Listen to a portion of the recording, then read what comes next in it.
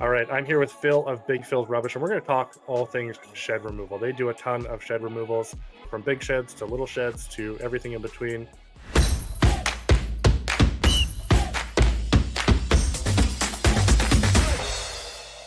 Oftentimes, it doesn't save any money for someone to try and collapse the shed, take it apart before you get there, because there's still massive piles and oftentimes way more to carry for you guys to carry to your truck, which ends up taking longer, which costs them more than if you had just come in and done the whole thing.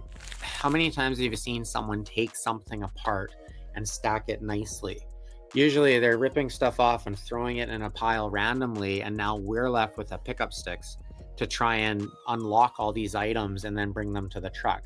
So again, going back to how we do it, it's just literally like we've got so many before, during, and after pictures of shed demos, and you can literally see the shed is just it's there, and now there's no roof, and now half the walls are gone, and now almost all the walls are gone, and now the pad's gone. Like it's just Yeah.